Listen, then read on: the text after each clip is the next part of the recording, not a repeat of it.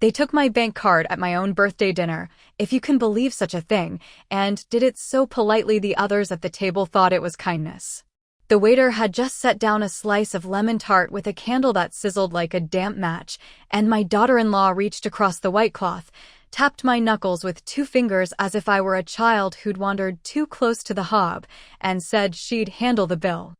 The next thing I knew, she was on speaker with the bank, giving my full name and address in that brisk tone people use when they tidy a room that doesn't belong to them, and telling the man on the line that I was getting forgetful and very vulnerable to scams. When he asked if I was present, she angled the phone toward my face and said, "Marta, love, just say yes." The candle guttered out. I tasted metal beneath the sugar. I said nothing, because in that instant I realized I had been moved from the center of my own life to a corner no one checks for dust. I am 68, a retired school librarian, 39 years of SSSSH and song lists, and the particular whistles that mean year 8 is doing something with glue they shouldn't. I am a widow of 5 years. I walk the seafront in Whitstable most mornings, past the oyster stalls and the antique shop that still has the Art Deco mannequin with the chipped red smile. I keep a jar of 2-pence coins on the mantel for the grandchildren's arcades. I bake too much. I iron shirts so my son doesn't have to, though he tells me it's all polyester now and creases are fashion if you call them texture. None of those habits prepared me to be managed at my own table like a file that needs closing. "It's really for the best, Mom," my son Daniel said, and stirred his coffee so long the spoon clinked like a nervous clock. Fraud is everywhere. You wouldn't believe the stories. He's 42 and has the soft chest of a man who sits, the kind who has always been bright and a bit too sure brightness is a currency the world accepts everywhere. He runs a small property services company that is mostly a van with a magnet sign and his friend Nathan on weekends, plus a website with photographs of kitchens in flattering light.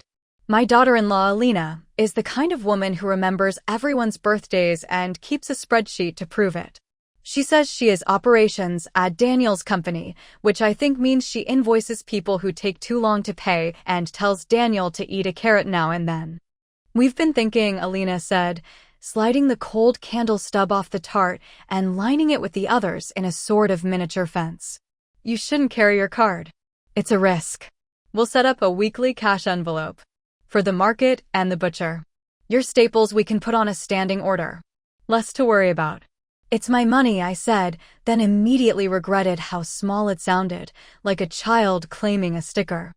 My voice did that thing voices do when they grow thin from trying to be both polite and heard. "And my card." "Of course," she said, as if I had thanked her, and put a hand over mine again with the gentle finality of a book being closed. "We're only protecting you. Think how relieved you'll be." The man from the bank, still on speaker because they had not ended the call after canceling my card, asked for confirmation that he could note my account as at risk due to cognitive decline. I swallowed the tart without tasting it and asked him, with a steadiness I hoped sounded like good humor, to repeat the phrase so I could hear each word touch the next. When he did, Alina said, "Oh, don't be prickly, Marta. It's just a flag, so if anything odd happens they'll ring us first instead of letting a criminal empty your savings." Imagine someone using your card at a petrol station in Leeds while you're asleep. There were presents on the table. A new dressing gown, pink. A set of bath oils strong enough to announce me 10 minutes before I entered a room. A calendar with photographs of Provence. I stared at the ruins of the candle and felt the weight of a thing I could not yet name settle on the bones just under my eyes. I have always been careful with names. I labeled the library shelves in fonts the children liked. I corrected them kindly when they mixed up author and illustrator. Seeing my life renamed as vulnerable to scams made the tart taste of flour. The bill came. Alina paid on her card, the joint one she has with Daniel for the business, a card I had never seen before, matte black and heavy as if it had opinions. On the way out she linked her arm through mine and tucked my hand into the crook of her elbow. I noticed for the first time that my keys were not in my cardigan pocket where I keep them, where I pat them as I walk like a secular rosary. I told myself they were in my bag, which had become heavier as if it too were being filled with things I hadn't authorized. Outside, The waiter who always slips the grandchildren extra napkins waved from the door, and behind him at a corner table was the truth I didn't yet recognize, my neighbor from 3 doors down, Mr. Godfrey. The retired postman with a back that never learned to stoop. Watching us over a coffee, he never orders except when he wants to see something without being seen. He raised 2 fingers in a shy salute. I smiled because I was raised to smile when seen. Later I would remember how he looked not at me but at my son's hand on my elbow and the way his gaze paused on Alina's bag when she slipped my purse into it without me noticing, and I would understand Mr. Godfrey was not only drinking coffee. At home, they took the spare keys from the bowl by the door where I have kept them for 20 years and made a little ceremony of placing them on the mantelpiece, for now, as if the mantel were a public square and we were sharing the decision. Daniel unscrewed the smoke alarm because it had started to beep and set the battery on the hall table with the loose change and the button that fell off his coat last winter. He would, he said, replace it tomorrow. My son is full of tomorrows the way winter trees are full of next spring. Mum, he said, touching the rim of the framed photograph of his father on the piano, I've been talking to a financial advisor. Just to lighten the load for you. There are options. What load? I asked, though I could feel it even as I asked. It hung off my shoulders in lists. The house. The garden. The bills. The way the energy prices are. And we should talk about lasting power of attorney. Just in case. In case I keep breathing? I asked, because if you don't season these moments with a bit of bite, they stick in your throat. He made his tight smile, the one he uses to show he has chosen not to be offended. Alina had already taken my purse into the kitchen to sort your cards.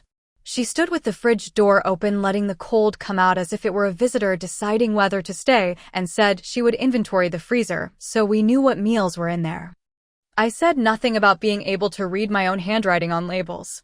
When I sat down on the piano stool, I put my fingers on the keys without pressing them, the way you set your hand near a sleeping animal, just to feel the warmth.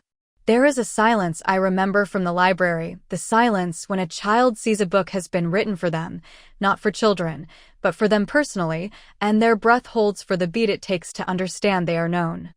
That night the silence in my house was the opposite. It was a silence that told me I had been reclassified into a patient whose history could be accessed by any registrar at the desk. I slept badly. You know how it is when your mind decides to test every lock twice? I got up 3 times to check the back door, then scolded myself, because the checking felt like proof of exactly what they'd said.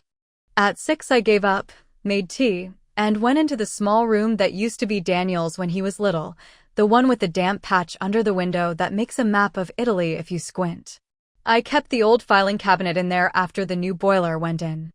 Inside are the papers that shape my life, the deeds to the house we bought when Daniel was 10, and I learned where the stopcock was, the will Martin and I made at 50, when our friends started taking cholesterol seriously, the account statements that used to arrive thick enough to lift with 2 hands, and now come as thin as apologies because everything is online. The keys to the filing cabinet were not where I always leave them, on the top shelf behind the photo albums, in a small china dish shaped like a slipper. I laughed then, out loud in the small room, because the frantic thud of my heart seemed to require a laugh to stop it slopping over. I assumed I had placed them somewhere sensible for once and forgotten that I had been sensible. I checked the kitchen drawer where junk settles like silt. I checked the fruit bowl because once I put them in there while speaking on the phone to the vet about a neighbor's cat that had bitten my ankle for getting too near its tail. I checked the pocket of the cardigan I wore yesterday. They were not in those sensible places. At 9, Alina arrived with a ring binder and the energy of a woman who has already ticked the day's first 5 items. She set the binder on the dining table and turned it so the label faced me, Marta, household. There were sections with pastel tabs, utilities, health, contacts, risks. She handed me a pen shaped like a rose. We'll do this together, she said, and sat without waiting to be invited, which is the way women move in on other women when they think they are being kind. I've set up a standing order for your council tax and electricity. You don't have to do a thing. Left to your own devices, you'd either overpay or get cut off, and neither is a good look at your age, is it? At my age, the only good look is warm slippers, I said, because I have learned a tiny joke can make a sturdy shield if you hold it just right. Also, she said, pressing her hand to the binder as if it might try to get up, I've moved a little from your savings to the easy access account. Just to cover the buffer. We'll get your cash envelopes later. It's called zero-based budgeting. Very empowering. There is a sound money makes when it moves that you can hear even if you're in a different room. It's like the smallest drawer opening and closing in the dark. I heard it then. I told myself this is what help looks like now, and if you don't take it you are foolish, and if you do you are ungrateful. We went to the bank after lunch. I wore my brown coat with the good buttons and my shoes with the steel in the heels that makes me walk as if I know the terrain. Alina wore a scarf wound tight, the way you wear one when you intend to be listened to. At the counter, a young woman with braided hair smiled at me like we already knew each other. She looked at Alina the way young women look at older women who are certain they are in charge. It is not quite a flinch, more a narrowing of attention. Her name badge said Tasha. We're here to arrange a third-party mandate, Alina said, the way some people say we're here to fix your boiler. Mum keeps forgetting her PIN. And we'll want to put a note on her file. Cognitive concerns. Tasha looked to me. I could see the question sitting in her pupils like a bird on a wire. I'd like to know more about what that means, I said. And I want a new card. Yesterday mine was cancelled. For your safety, Alina added, smiling as if someone were taking a photograph from just above our heads.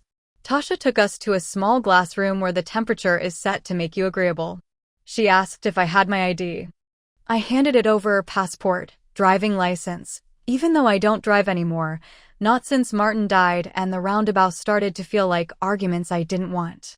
Tasha placed the documents on the table and aligned their corners with a care that made me think of librarianship, of all the small ways people show respect. A third-party mandate allows someone else to operate your account, she said, looking at me, not at Alina. It is not the same as power of attorney. It's more limited. We also have something called vulnerability markers, which are used to make sure we contact you in certain ways. We don't put those on unless you ask us to, or if a professional recommends it. She's asking, Alina said, quick as a cat hoarding sunlight. I'm asking to understand, I said. My heart was doing its middle-aged drum in my throat. If I sign a mandate, what exactly can they do? Tasha took a breath. She was careful with her words. She had the manner of someone who has learned that some customers want bullets and some want paragraphs. I wanted paragraphs. She explained that with a third-party mandate Daniel would be able to make payments and see my balance, but not open or close accounts. She said she would not put any note about my mind on my file without my say-so. She said, with the briefest glance at Alina's scarf, that these things should never be rushed. We can take the forms home, I said. I'll read them. We're here now, Alina said, without taking her eyes off Tasha. We might as well finish. Marta gets anxious with paperwork. Not anxious, I said. Picky. It was a joke and not a joke. Tasha slid the papers across to me anyway, with a pen that was not shaped like a rose. I saw a phrase, I consent to, and under that, somewhere smaller, another clause that I struggled to bring into focus, because the font shrank right at the crucial point, like a throat tightening. I remember thinking fonts should be regulated the way food is. You shouldn't be allowed to make the most important bit so small. I read aloud the line about the bank being able to contact the mandated person rather than me in time-sensitive situations. Alina said, that's just in case your phone is off. She smiled, the kind of smile that goes on your face like a sticker. Applied, not felt. I'll take it home, I said again, folding the papers carefully in my bag. I wished I had brought the brown leather folder that belonged to Martin, the one with the doctor's certificate about his heart medication that I carried for months after he died because it felt like proof I had not imagined him. I stood, and then something soft and improbable happened under the table, the brush of Tasha's shoe against mine. I looked at her. She wasn't smiling now. She was looking at me as if I had been mistreated, but she couldn't yet tell how. And then she did something quick with her left hand, sliding a small yellow sticky note across the table with 2 fingers like a card sharp, then looking at Alina as if she were admiring her scarf.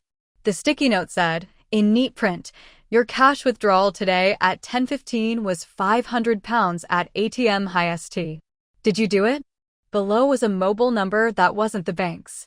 I felt the exact spot in my chest where my breath lived. I felt it start to run.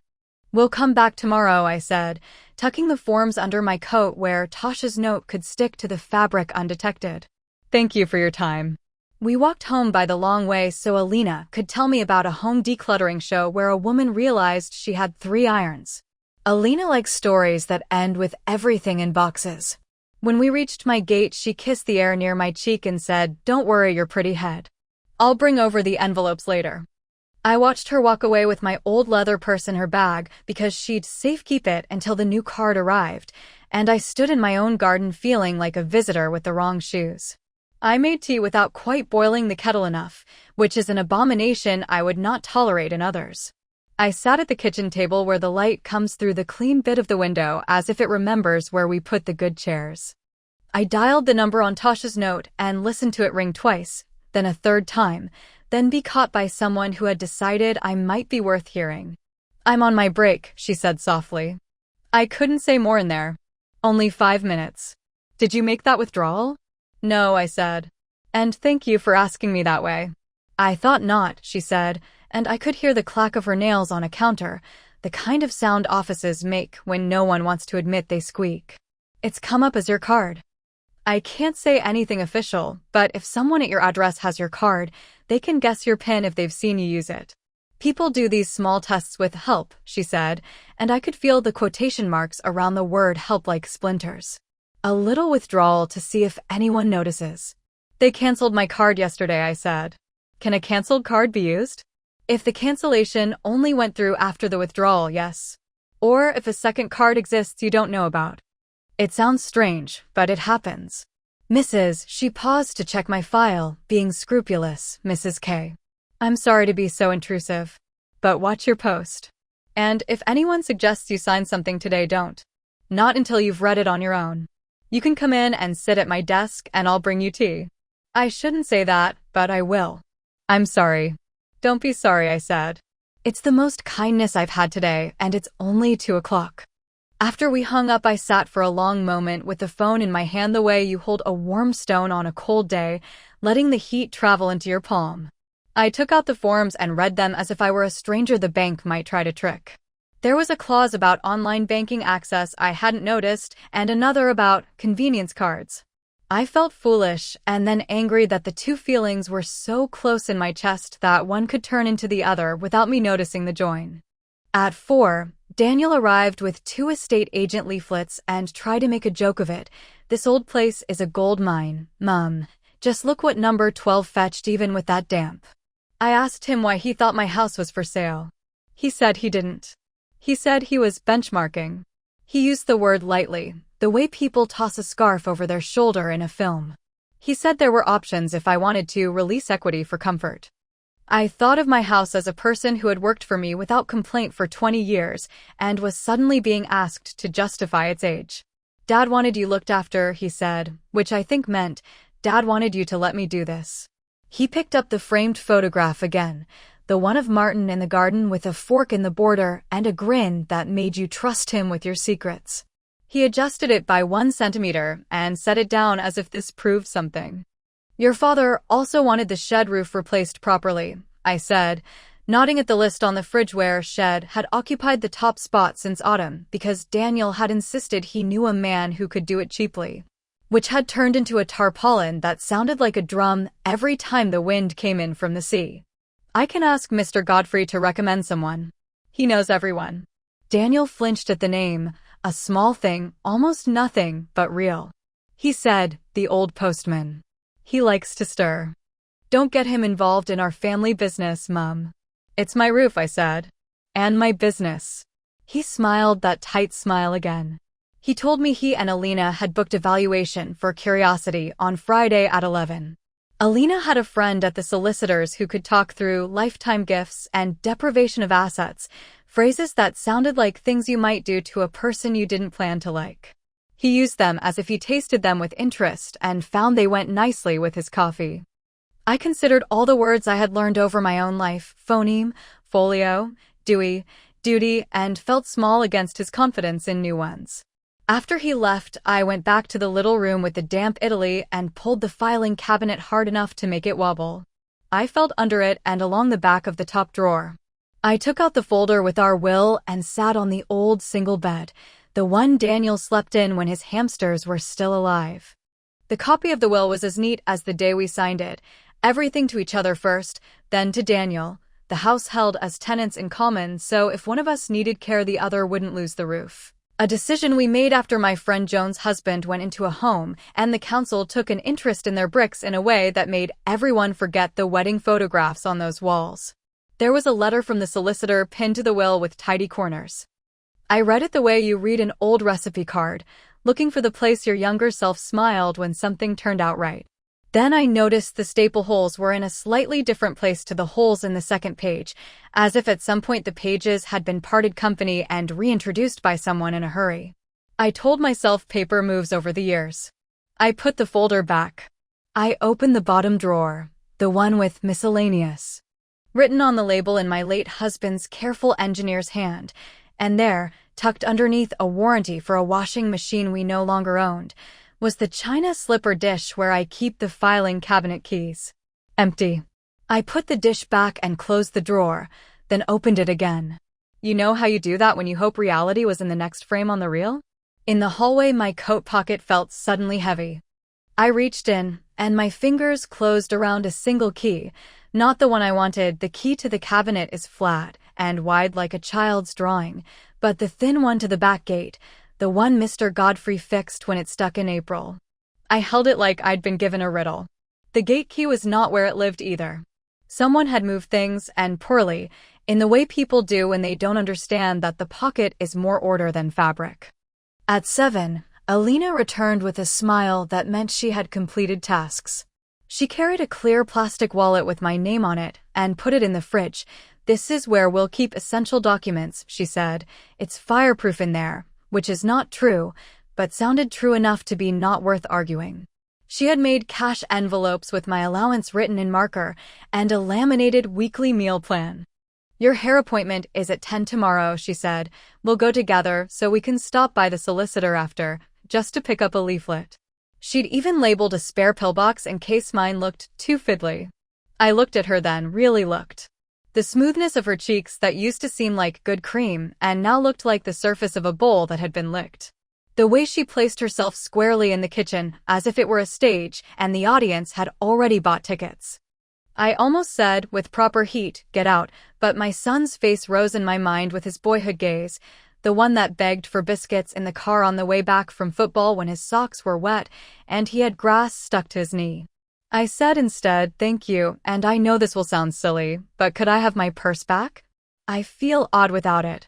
"I've put it somewhere safe," she said lightly. "I'll bring it on Friday after the valuation so we don't get muddled with receipts. Money flusters you." She smiled as she spoke. The smile did not reach her eyes. Those eyes were busy. When she left, I did a thing I hadn't done since I was 30, and Daniel's school asked if we could be money parents for the book fair. I took the baking tin where I keep ginger snaps and emptied it on the table, then poured the small emergency fund I keep in a sock into the tin and counted it. 240 pounds, mostly in tens. I put the tin back in the oven, because no one ever looks for anything in the oven when I am not cooking. I tucked Tasha's sticky note under the old cork board where the recipes go, just in case. The next morning I went to the hairdresser with Alina and pretended I didn't notice when she paid for my trim with what looked suspiciously like my new bank card, my name, but a design I hadn't chosen. When she went to the toilet, I asked the girl at the till to print the receipt twice. She looked confused and a little thrilled by the idea of secrecy. I put one receipt in my pocket. I smiled at the mirror while the hairdresser smoothed my fringe, and I saw my mother's face in the glass, the one she wore when she meant to outlast men in suits. My mother lived through rationing without ever telling anyone she missed butter. She would have laughed at a laminated meal plan. We walked past the solicitors, just to pick up a leaflet. The receptionist was young and brisk. She asked our names and printed them on sticky labels, as if we were at a conference. Alina said, "We're curious about lifetime gifts and family arrangements." The receptionist handed over a glossy brochure with a happy couple on the front holding keys. I said I would read it at home. Alina said we could sit for 10 minutes and look together. I said I preferred to read in silence because that is how I learn. She said silence made her anxious. The receptionist smiled the professional smile of someone who thinks all mothers and daughters have their own dialect. On the way home, we ran into Mr. Godfrey outside the newsagent. He nodded at me and said, "Heard a van idling outside yours late last night, Marta. Didn't want to be nosy. But you know me. I am. Everything all right?" "She's fine," Alina said, answering for me. "Just busy. We've got professionals managing everything now." "Professionals," he said softly, as if tasting the word and finding it grisly.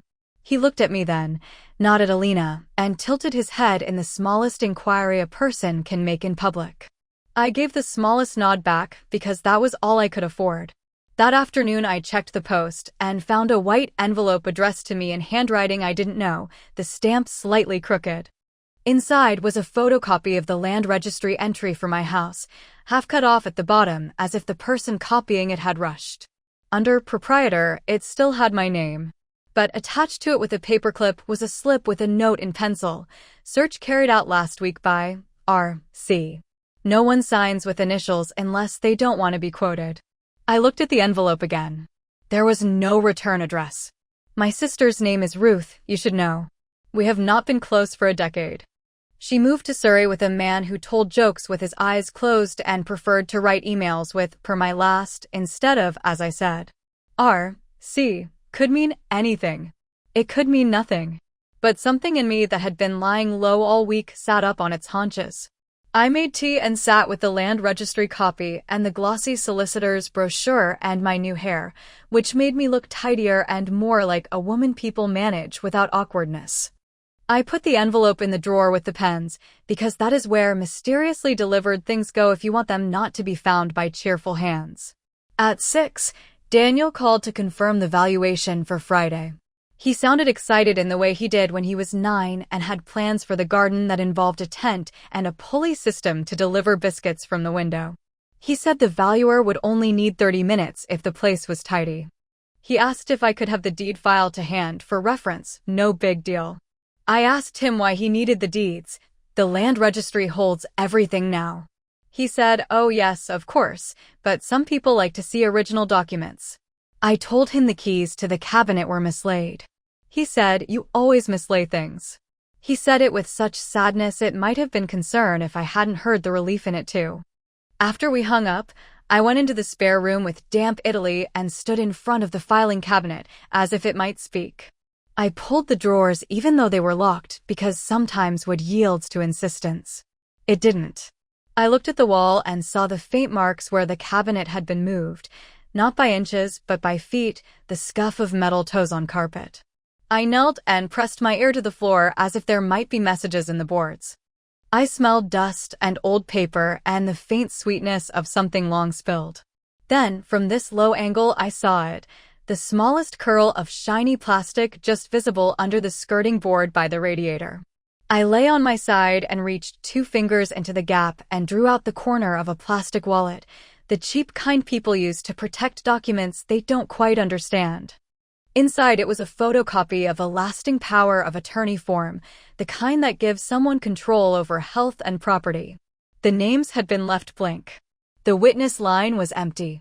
But attached to the form with a paperclip was a business card from a firm in town I had never heard of, specializing in elder care planning, with a note scrawled on the back in a hand I recognized as Alina's. M. Bring passport. D. Can be certificate provider if GP too slow.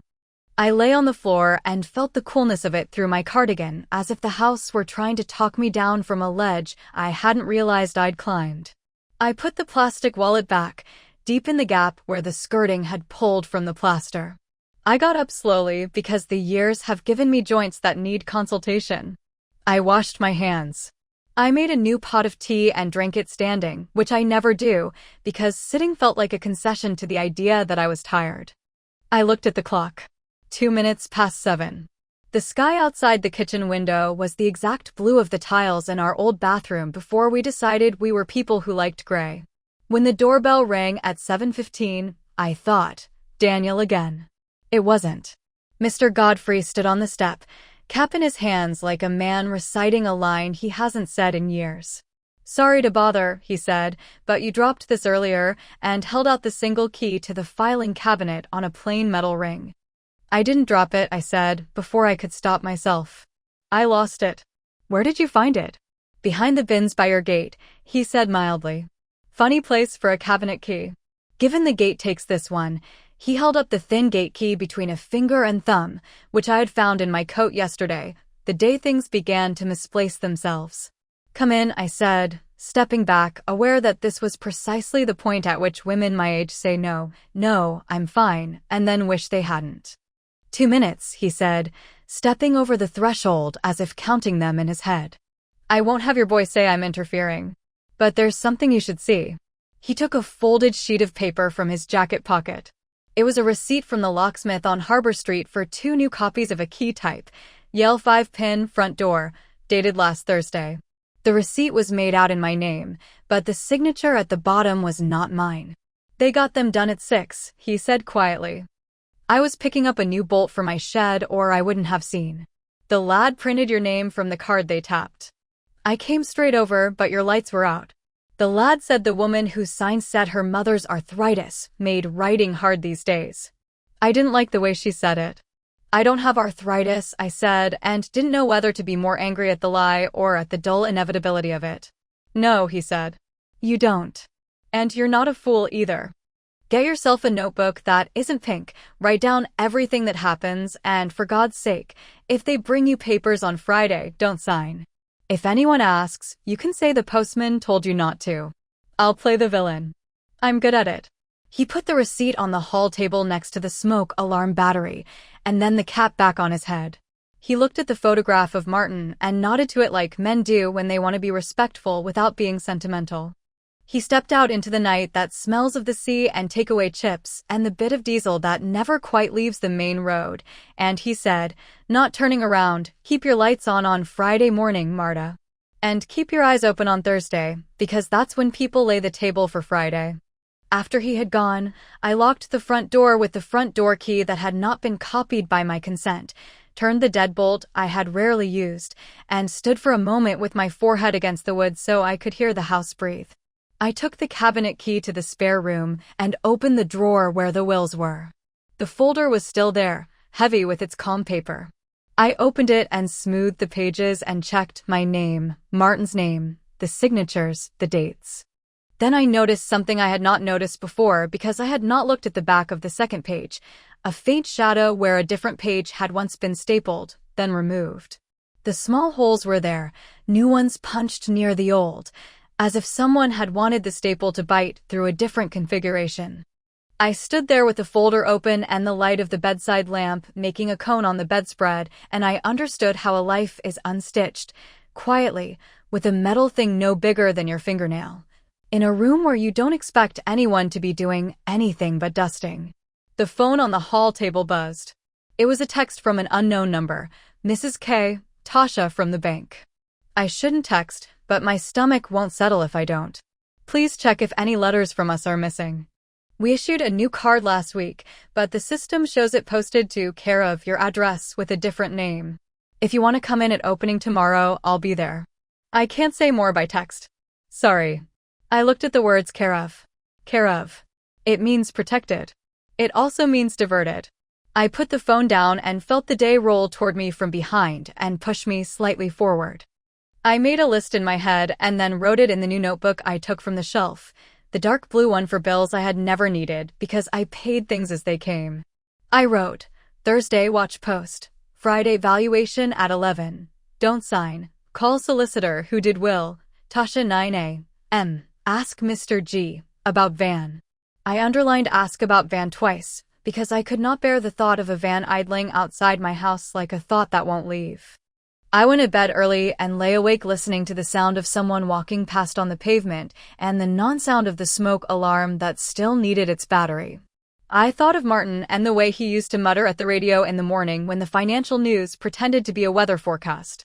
I thought of my sister, Ruth, who writes Christmas cards that arrive in January with the apology that she must be the only person who underestimates the post. I thought of the photocopy in the mysterious envelope and the letters R.C. That could mean Ruth Cooper or could mean nothing at all. I thought of Alina's ring binder and the rose pen and the way she said "we" when no one had asked to join anything. At 5 a.m, when the sky was still only a promise, I got up, made tea, and stood by the front door with my hand on the lock as if someone might try it. At 7:45, the post slot snapped and 2 envelopes hit the mat. One was the gas bill. The other was a white envelope with the bank's logo, addressed to me, but with a tiny care of A. Wells printed under my name. Alina's surname before she married Daniel, which she still uses for work, Wells. I turned the envelope over and held it to the light. There was a plastic outline inside that meant a card. My own new card, redirected inside my own house to someone who had decided I would be grateful. I looked up and out through the frosted glass of the door, and in that watery pane I could see the blurred outline of a person on the pavement, a person who stood still instead of walking on, the way people do when they are waiting to see if a plan has landed. I stepped back from the door so the shadow couldn't see my movement through the patterns. I tucked the envelope into the baking tin under the ginger snaps. I took my notebook and wrote, 7:45, bank card care of Alina. Shadow outside. And then I did a thing that surprised me as much as it would have surprised anyone who thinks they know me. I picked up the phone and called my sister. She answered on the third ring with a voice that sounded like she had put on lipstick before speaking. Ruth, I said, not bothering with hello, it's Marta. Did you do a land registry search on my house last week? There was a pause, then the sound of her exhaling in a stagey way that meant she had prepared something. I thought you'd never ask, she said. And there, for the first time in a long time, her voice sounded like the girl who used to lift the corner of the curtain to see if Mum was coming, which is what people sound like when they have both overstepped and are ready to be clever about it. And if you're phoning before 8, it means your daughter-in-law is already at the door. The doorbell rang. I looked at the peephole and saw the curve of Alina's scarf and the black card case in her hand. I tucked my sister's voice between my ear and shoulder like a secret I didn't know I would need, and I unlocked the door with the certainty of someone who has realized, finally, that the first step to being managed is opening the door on someone else's schedule. Morning, Marta, Alina said brightly, holding up the card case like a prize. Great news, the bank sent your new card. I signed for it. We can activate it together. Behind her, on the pavement, Mr. Godfrey stood with his hands in his pockets, pretending to look at the headline board outside the newsagent. He lifted his head just enough to let me see his eyes. They were on me, and they were not going anywhere. Come in, I said, stepping back. Let's activate it. And bring your pen. I have 1 or 2 things to sign too. I let her pass into the hall, and as she did, my phone, still against my shoulder with my sister breathing quietly in my ear, buzzed with a text from a number I did not know. Don't let them take you to the solicitor on High ST today. It's not what you think. Details later. A friend. I closed the door. I thought of the envelope in the oven. I thought of the van. I thought of the photocopy, the keys, the locksmith's receipt, the third-party mandate, the small words that can move a life. And I smiled, not politely, but the way you do when you are about to catalog a room and you suspect some things are not what they say they are. Let's begin, I said. And that was when Alina laid a brochure on my dining table, smoothed it with her palm, and revealed a clause I had not known existed, something that made me feel the same tightness in my chest I felt when I saw the holes in the will. Care Home Top-Up Agreements, the heading read. In the margin, in her neat hand, she'd written, "We can sign as your sponsoring family." Quick. On the street, a van I knew too well to be unknown pulled up to the curb and idled, the sound low, the way a person clears their throat before speaking. When I left Harrison's office that day, clutching copies of Robert's last will and the trust documents he had drawn up, my hands were trembling so badly I had to sit on a bench outside for nearly half an hour before I could walk to the bus stop. The streets around me buzzed with normal life, people shopping, students laughing, a mother pushing a stroller, but I felt like I was moving through a different dimension. My daughter had lied to me, forged papers, and stolen my home, all while presenting herself to neighbors and relatives as the grieving, dutiful daughter taking care of her fragile old mother. The following week was a blur of small humiliations and painful reminders of how far I had fallen. At the Sunset Inn, the walls were so thin I could hear the couple next door arguing about late rent. When I went downstairs for coffee in the morning, the desk clerk, a young man with tattoos creeping up his neck, barely glanced at me when I asked if there was any mail. His indifference stung more than it should have. For most of my life, people had at least pretended to show respect. Now I was invisible, just another older woman sliding toward irrelevance. The first time I saw Victoria again was at the grocery store. I had taken the bus there with 2 reusable bags, carefully calculating what I could afford with the few bills left in my purse. As I reached for a loaf of bread on the lowest shelf, I heard her voice behind me, light and amused. "Oh, Mom, I didn't expect to see you here." I turned slowly. She looked immaculate, her hair shining, her coat new. Kevin was beside her with a cart already half filled with wine bottles, steaks, imported cheese. My own basket held only eggs, bread, and a bag of apples. "How are you getting along?" she asked, her eyes flicking toward my items. I forced myself to keep my voice calm. "I'm managing." Kevin cleared his throat, shifting uncomfortably, but Victoria smiled wider. "I do hope you find somewhere suitable soon. That motel can't be pleasant. Maybe Maple Street has vacancies?" A woman from church was at the next aisle. She glanced over, clearly having overheard, and I felt my face burn with shame. My daughter was publicly reducing me to a charity case. "Excuse me, I need to pay," I said, turning away. Behind me, Victoria's laugh rang out sharp, triumphant. The humiliations came in waves after that. At church on Sunday, a neighbor approached me with a gentle, pitying smile. "Victoria told us you're having trouble coping alone. She said you're looking for a place in assisted living. If you need help filling out forms, I'd be glad to." I thanked her stiffly, knowing exactly where the story had come from. My daughter wasn't just discarding me in private, she was shaping how the community saw me, stripping away my dignity piece by piece until I was nothing but a helpless burden in their eyes. The worst came 2 weeks later at what used to be my own dining table. Victoria invited me over for what she called a family dinner, and against my better judgment I went. She greeted me with exaggerated cheer, guiding me to the seat at the far end like I was a guest rather than the woman who had raised her under that roof. As I sat there, watching Kevin pour wine into crystal glasses Robert and I had chosen decades earlier, I noticed Victoria's children whispering to each other. One of them, only 9 years old, asked loudly, "Why doesn't Grandma have a house anymore?" Victoria leaned close to them with a conspiratorial smile. "Because Grandma never learned how to take care of money. That's why we're responsible for the family now." The words sliced through me. Kevin avoided my eyes, but didn't contradict her. The grandchildren stared at me with a mixture of confusion and pity. I wanted to scream, to pound the table, to remind them of the decades I had worked quietly to keep everything running. But I stayed silent, swallowing the humiliation, my hands folded tightly in my lap. Around this time, I noticed something odd with my bank account. Harrison had explained that Victoria might have forged documents, and he had urged me to check all financial activity. When I visited the branch downtown, the teller frowned at her screen. "Mrs. Sullivan, it seems there was a power of attorney filed giving your daughter authority over certain accounts." My stomach lurched. "I never signed any power of attorney." The teller looked uneasy. "It appears notarized. Would you like copies?" When she handed me the forms, I nearly collapsed.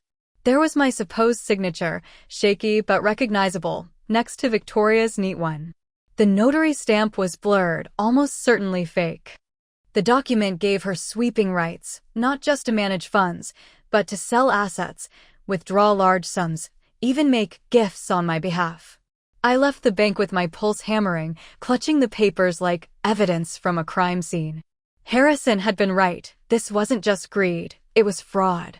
Every humiliation deepened my fear of being a burden. Robert had often told me not to worry about money, that he had arranged everything so I would be safe after his death. But I had grown up poor, and a lifetime of careful saving had carved a fear into me that one day I would depend entirely on others, and they would resent me for it. Now, that nightmare was real. Victoria's words haunted me. Find somewhere else to die. I caught myself hesitating before calling old friends, afraid they would see me as pathetic. I avoided the women's group at church, unwilling to face their pity. My world shrank to the motel room, the bus rides, the occasional painful encounters with my daughter. Then came the letter. It arrived at the motel in a plain envelope, forwarded from the old address. Inside was a polite but chilling notice from a property management company. Pursuant to recent authorization by Victoria Hayes, we are preparing documents to transfer ownership of 847 Oakwood Drive to new buyers. Please ensure all remaining belongings are removed by the 15th. My hands shook as I read it again and again. She was selling my home. Not just moving into it, erasing me from it completely. And according to this letter, I had supposedly authorized it. I couldn't breathe. That house wasn't just walls and furniture, it was where I had raised Victoria, where Robert and I had built a life, where every corner held memories of birthdays, illnesses, small triumphs. To think of strangers walking through it while Victoria cashed the check was unbearable. That night, lying awake on the motel's sagging mattress, I knew something had shifted. It wasn't just about humiliation anymore. It was about survival, about truth, about refusing to let my daughter rewrite my entire existence. As I stared at the ceiling, I whispered to myself, "This ends now." The next morning, I returned to Harrison's office with the forged power of attorney and the property notice. He adjusted his glasses, his expression grave. "Margaret, this is worse than I feared. She isn't just manipulating you, she's committing outright fraud.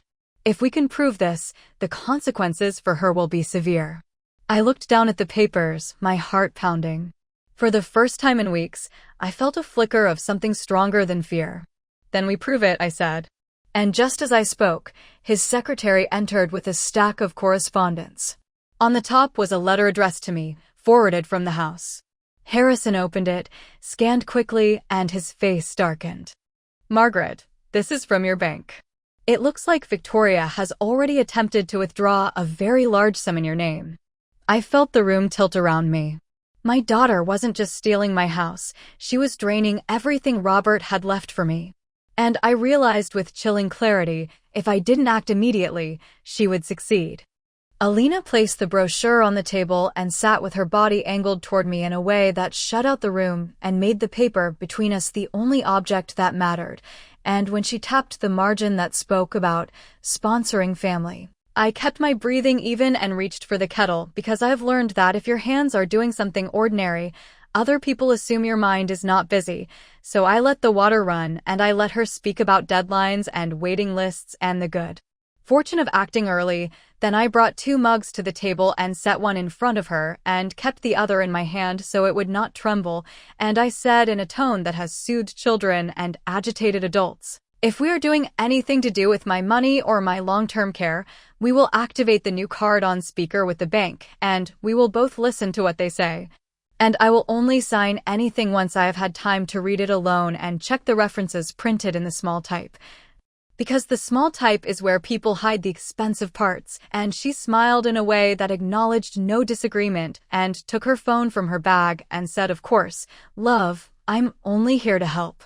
She read the activation number from the letter she had already slid open, claiming the envelope had torn in the post, and when the automated voice asked for the last 2 digits of my passcode, she answered for me, quick and wrong, and I said gently, "Let me," and took the phone and said my name and the agreed phrase from years ago that I had never shared with anyone and would not begin to share now. And when the system transferred us to a person, the voice that came on the line said, "Branch Security." Tasha speaking, and I met Alina's eyes while I answered the questions that proved I am still myself, and Tasha, who never wastes time, said in a way that could have been about biscuits rather than fraud that the new card had been issued with an additional convenience card linked to my account under the name A. Wells at a care of address at my house, and that she had placed an immediate hold on the additional card and flagged my profile for branch-only instructions with a passphrase that I would agree with her later in person. And I said thank you in the tone you use when another person has quietly put their hand under a falling plate, and Alina glanced at the brochure as if it could defend her and said, "It's a standard setup. Lots of families do it this way to avoid confusion." I took one of the pens from her ring binder and I wrote carefully on the front of the brochure the words "seen," "not agreed," and the date, and then I wrote my initials. And I asked her to write hers as acknowledgement that the papers had been placed in my house for my consideration rather than signed by me, and she smiled too quickly and reached for the pen and wrote a Harris, which was wrong, because she has been Alina Wells at work for years and Harris after marriage, and perhaps she had forgotten which name she was using with which office, or perhaps she had become so used to moving names around that they felt interchangeable. And it was a small thing, but I underlined it in my mind, because small things line up and form a path if you keep them straight. When she suggested we stop by our solicitor on the high street after lunch to get the ball rolling, my phone buzzed with a message from the unknown number that had warned me earlier. And without looking down, I said that my GP had an appointment for me this afternoon to discuss a capacity check, because if other people were raising concerns about my memory at the bank, it would be wise to put proper medical letters on file. And Alina's eyes brightened for a moment before she remembered to look concerned, and she said that was sensible and she would be happy to drive me, and I said I preferred to walk because I sleep better after I have walked, and she accepted that in the way people accept things they think they can steer later. When she had gone, I put the brochure into the oven under the tin of ginger snaps with the letter that had come addressed to me care of her, and I telephoned Tasha from the number on the sticky note rather than the branch switchboard. And she picked up on the second ring and said she had locked down the additional card, changed my address back to mine alone, and placed a note that no contact with third parties was permitted absent my voice and passphrase, and I thanked her again, and she said, "Bring anything that has your signature in question and come at opening, as we may need copies before people begin to tidy their paperwork in a hurry." Mr. Godfrey appeared in the doorway as if the pavement had delivered him and asked if he could borrow a spade because his had bent on a stone, which was a pretext he did not bother to maintain once he closed the door behind him and said without ceremony that the locksmith on Harbor Street had seen the woman with the green scarf again last night and had kept the CCTV this time because he did not like the way she spoke to his apprentice, and if I would walk down with him now before the lunch rush he would ask the man to show me, and I took my coat and went because some errands you begin the moment someone offers them. The locksmith had a face like sandpaper and a soft way of standing that made you feel he would move aside rather than collide with you, and he led us into the small back room where the screen sat on a shelf between boxes of hinges and oily cloths. And he rewound the picture, and there she was, Alina in her scarf and Daniel beside her with his shoulders set the way men set their shoulders when they intend to seem firm, signing for 2 copies of my front door key and 1 of my back door key, and giving my name and address as if handing over a coat check, and the timestamp was 6 in the evening 2 days before my birthday dinner, and the card used for payment was the matte black business card I had seen on the white tablecloth. And the man printed a still image for me and signed the bottom to confirm where it came from, and Mr. Godfrey breathed out through his nose and said, "Good, that will do." On the way back, we passed the estate agent with the tasteful window and the pale wood furniture that is meant to suggest you will be treated gently while they remove large portions of your savings. And taped to the inside of the glass was the appointment calendar printed for staff, the way small shops do when they forget that windows are also eyes, and at 11 on Friday by my address was penciled valuation, access confirmed. And I stood with my scarf caught in the wind and looked at my name on their calendar like a patient listed for surgery, and I took a photograph because I have learned to collect the small proofs that people leave lying around.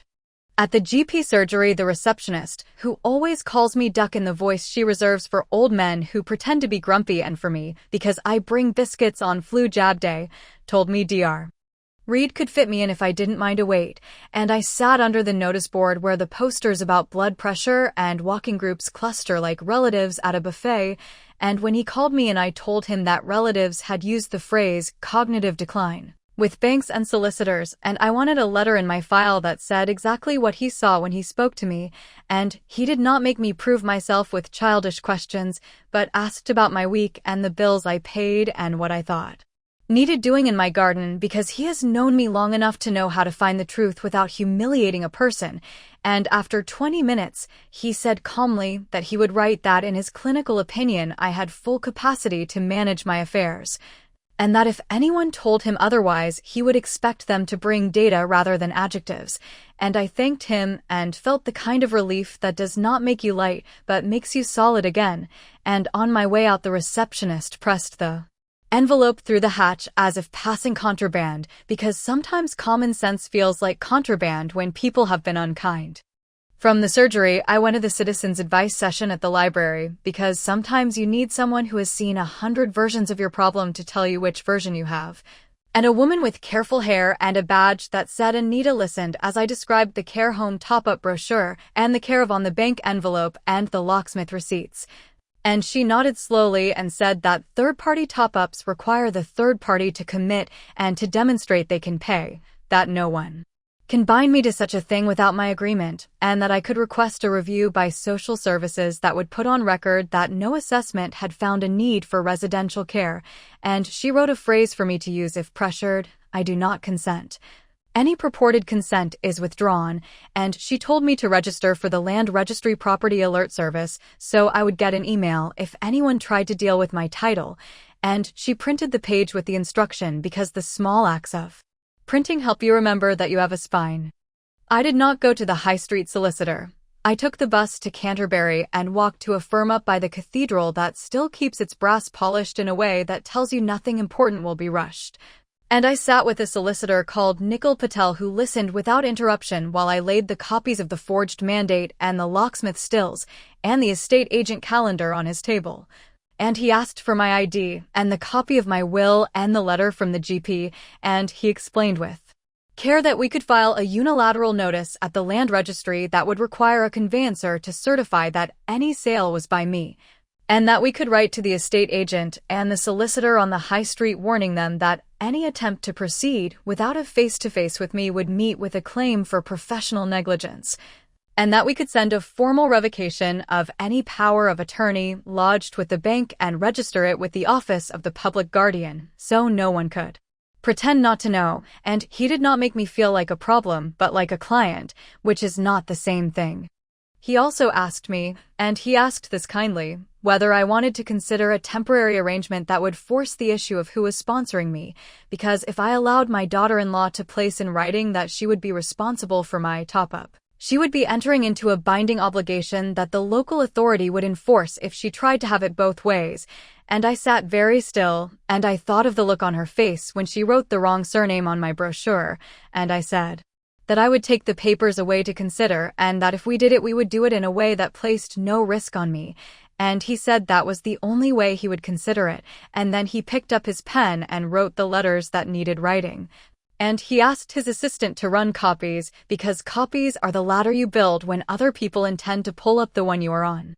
On the pavement outside, I met a breathless woman who asked if I was Marta Kay, and when I said yes, she pushed a folded printout into my hand and told me not to say her name because she needed the job.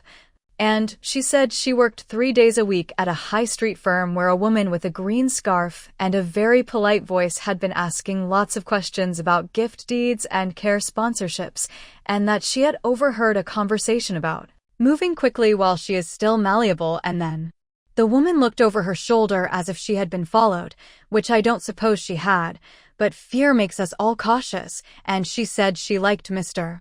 Godfrey and that he had once helped her when her ex wouldn't leave, and I held the paper as she hurried away, and I unfolded it and found a printout of an email from Alina's account to a partner at the firm, asking if a gift of an interest in a property could be completed on the same day as a valuation, to reassure my husband, with my name on the subject line as if I were a parcel. When I got home, I set my old tablet on the hall table pointing toward the door because the camera still works if you plug it in, and I pressed record, and I told myself it was silly, and then I told myself it was sensible, and I opened the spare room and took out the file with our will because Mr. Patel wanted a scan for his records, and I placed the file on the bed and took the small desk lamp from the hall and set it closer so the pages would be clearly legible. And as I was lining up the corner of the second page, the front door opened with a set of keys that no longer surprised me, and Daniel called out in that cheerful false way he uses when he does not want to fight, "Mum, are you decent?" We popped in to check the smoke alarm battery and to make sure tomorrow is still good, and I said that tomorrow was impossible because I had to go to Canterbury again for a church thing, and that I would let the agent know if I wanted a valuation next month. And there was a silence in the hall in which the word no hung like a picture that has not been straight for years. And then Alina said, "Oh, we've already confirmed. It's just a quick look, don't fuss." And they came into the dining room and saw the tablet on the hall table, and Daniel moved toward it with the quick step of a man reaching for a hot pan, and I put my hand out from the spare room doorway and said in a neutral tone, "Leave it, it's charging." She began again with the meal plans and the envelopes and the concern, and I said I had spoken to the GP and to the bank, and that I had revoked the additional card.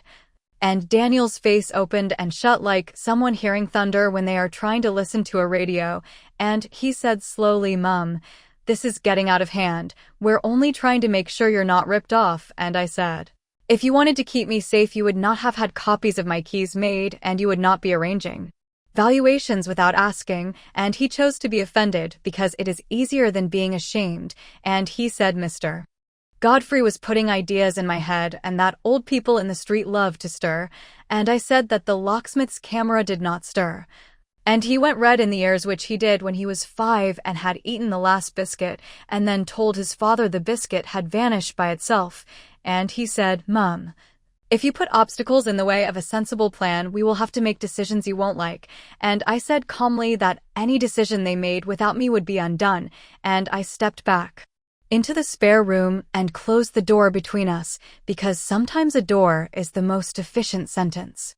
I scanned the wall page by page with the lamp set low so the camera on the tablet in the hall would show only legs if anyone came past, and then I took the scans to the kitchen and emailed them to Mr. Patel and to myself at my old address that I never use for anything important, and I placed the paper copy of the will back in the folder, and I set it on the bed while I made tea, because tea is what I do when I need 30 seconds to count. And when I returned to the spare room, the folder was not where I had left it, and I looked at the bedside table and the chair and the little bookcase, and it was not on any of them, and my first thought was that I had absent-mindedly put it back into the drawer, and my second thought was that things do not move themselves, and my third thought was that the front door had closed while the kettle was boiling, not loudly, but with the soft decision of a person who knows the angle. I walked down the hall and found Alina at the dining table smoothing out her ring binder as if nothing had been touched, and Daniel by the door talking to someone on his phone in a tone that I recognized as businesslike and false, and I said, "The folder on the bed has gone," and Alina smiled and said, "Oh, perhaps you put it somewhere safe," and I said, "Safe from whom?" And she said, "Safe from yourself," and I decided in that moment not to argue, because arguing acknowledges a shared set of facts, and I went back to the spare room, and I opened the bottom drawer where Martin kept old receipts and small tools, and I reached into the gap behind the drawer where I had hidden the plastic wallet with the blank power of attorney and the business card, and I found that the skirting board had been pushed more firmly against the plaster, which meant that someone had been here with confidence and a plan, and I felt the part of me that used to catalog unreturned books rise again and take attendance, and I wrote in my notebook, Thursday 14:10, will folder removed while kettle on, front door closed, tablet recording. I took the tablet into the kitchen and set it on the windowsill and rolled the video back with my finger, because sometimes the tools young people think are toys are the only witness an old woman can afford, and I watched myself leave the hall. And I watched Daniel drift toward the spare room door, and I watched Alina move slightly to block the lens with her sleeve while calling out, "Shall I get the milk from the fridge?" And then I saw, when her sleeve slipped for a moment, Daniel step into the spare room and come out with the folder tucked under a newspaper as if he had picked up advertisements by mistake, and I paused the video and took a still and put it with the locksmith stills and the bank printouts and the estate agent calendar. And I boiled the kettle again because I would not let my hands shake. At 6 there was a knock, and Mr. Godfrey came with 2 things in his pocket, a memory card from his dashcam showing the van that had idled outside last night with its number plate clearly visible, and a small smart plug he had ordered for himself that he said I should have instead because it allowed you to turn on lights from your phone, which would make people think you were always in, and I thanked him for both and he said, "Don't thank me, just use them." And I told him about the email from the woman at the high street firm and he pursed his lips in a way I have only seen when he is about to make a call he knows will irritate someone, and he asked for a name, and when I told him the partner's name from the email he nodded as if he had suspected it would be that one, and he said, "Poor reputation for clean work, big on chat, small on care," and he made his call while I put the tea bags in the pot, and I listened to him ask a series of very short questions in a very soft voice, which always means he is not leaving until the answer is what he wants. The night was quiet, and the house sat steady as if glad to have been listened to. And I slept for 3 hours and then woke and sat at the small desk in the spare room writing down what tomorrow would require, because there is a kind of sleep you only get after you have made a list, and I wrote that I would take the tablet video to Mr. Patel and to the police station for a reference number, even if no one would come out, and that I would register for the property alert service. And that I would go to the bank at opening as Tasha had asked and asked to see the CCTV by the cash machine where £500 had been lifted on the morning my card was supposedly cancelled. And I would ask for the timestamps and the CSS code on the transaction that proves which card version had been used, and that I would put my passport in my coat pocket rather than in a drawer, and that I would leave a note for myself to eat more than biscuits, because you fight better if your hands do not shake from hunger. In the morning, I walked to the bank before the automatic doors had finished their first cycle, and Tasha was already there with her braids pinned back and her sleeves rolled. And she led me to her small desk and pulled up the screen and showed me the log where the additional card had been issued and the hairdresser's charge made. And she printed a copy with the merchant ID and the time. And she rang the fraud team and asked them to pull the ATM camera from the morning of the £500 withdrawal, because we had the hour from the alert she had slipped me earlier, and a man with a kind voice said he would send the stills to the branch, and Tasha said she would call me when they arrived, and then she sat back and said, "Mrs.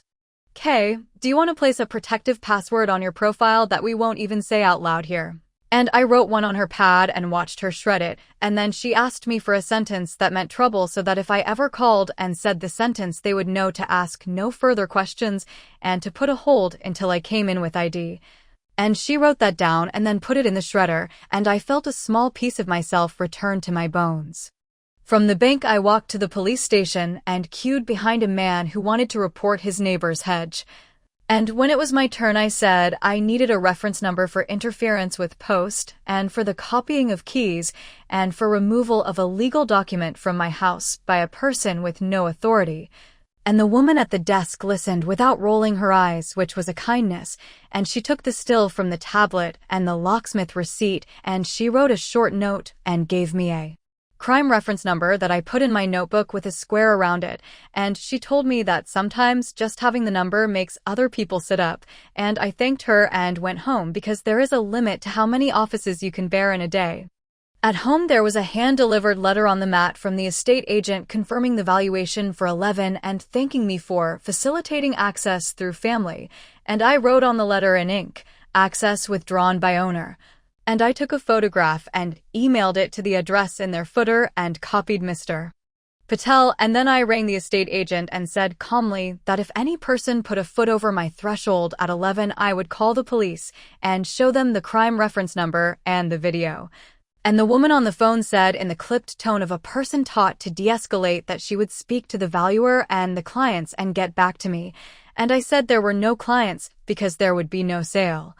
And I put down the phone and breathed because it is an effort to use long sentences when you want to shout.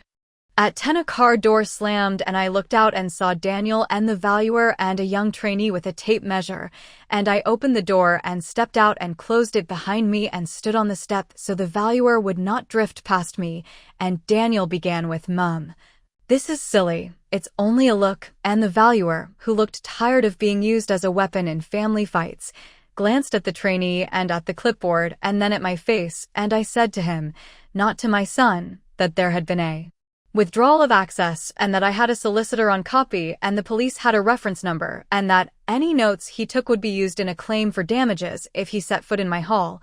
And to his credit, he said, "Understood," and turned on his heel. And the trainee followed, because trainees do not outpace their seniors, and Daniel stood on the path with his mouth in a thin line and said, "What are you playing at?" And I said, "Keeping what is mine." And he said, "Do you know what people on this street think of you now?" And I said, "Better ask them rather than guessing." And Mr. Godfrey, who had been sweeping his step at a speed that suggested interest, said, "Most of us think she has a right to shut her door." And Daniel looked as if he might say something unwise, so I went back inside and turned the key. An hour later, Mr. Patel rang to tell me that the land registry had accepted the application for a restriction requiring a conveyancer's certificate, and that the estate agent had responded to his letter withdrawing, and that he had also lodged a revocation of any power of attorney in my name, and that he had taken the liberty of writing to the High Street firm to say that any further attempt to contact me through family members would be treated as harassment and reported to the regulator. And I said thank you and felt my shoulders settle for the first time in days. And then my phone chimed with a message from Tasha containing 2 stills from the ATM camera showing a woman's hands using a card at 10:15 on Monday with a distinctive silver ring I recognized as Alina's grandmother's band. And the angle made it impossible to see a face, but the ring and the sleeve of her green coat told enough of a story for people who already knew the characters, and I forwarded the stills to Mr. Patel with a note that said simply, "Use if needed." At 3, the unknown number texted again to say, "Meeting moved to Friday 4 p.m. at the High Street office. She wants signatures before weekend. Do not go." And then another text followed. "She has a draft deed calling it an exempt transfer for natural love and affection." And I stood in my kitchen with the sound of the kettle finishing, and I felt that hard calm come back, the one that arrived the day I realized I would have to do this myself. And I texted back, "Thank you, I will not go."